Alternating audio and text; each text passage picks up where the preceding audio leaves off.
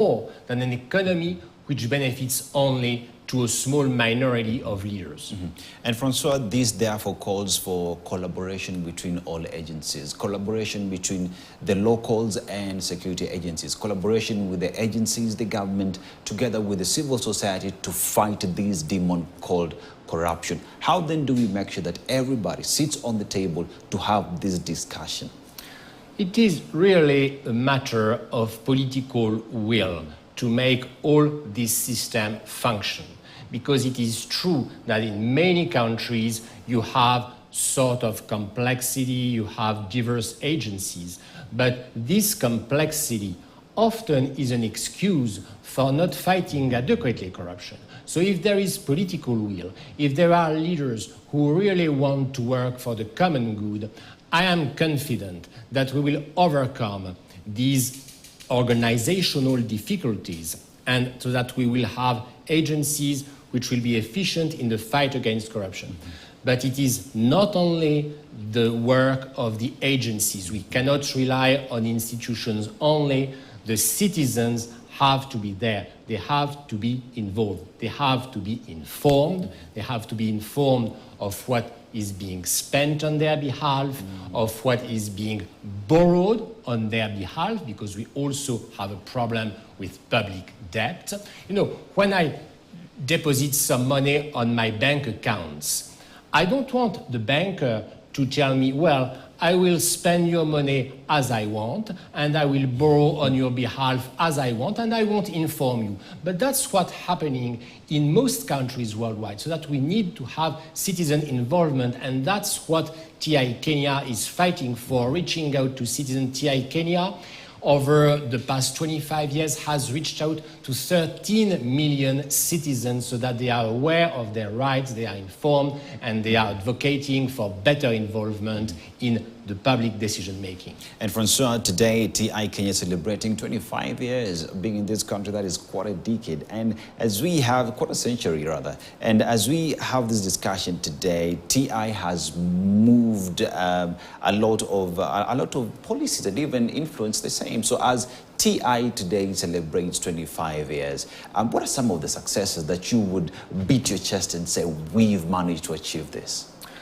The successes are clearly many. There is a first very big success, which has been to build a legislative framework and even a constitutional framework that clearly prohibits corruption. And I would like to say that this legislative framework is there.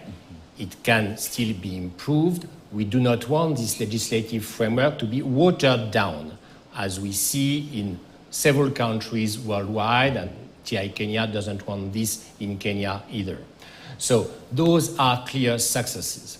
There is another big success, which is that now corruption and the fight against it are on the top of the agenda, and citizens are involved, and citizens are mobilized. And it takes courage to fight corruption. Not in every country worldwide, but in most countries, and in Kenya also it takes courage. So those are clear achievements. Now the challenge, as I said, is enforcement, judiciary enforcement, so that we have cases, once they have been investigated, they have to be prosecuted. They can't be withdrawn, they can't take so much time that we don't know where they lead.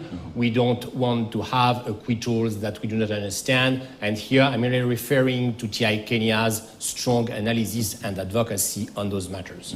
The next 25 years, what's the focus for TI?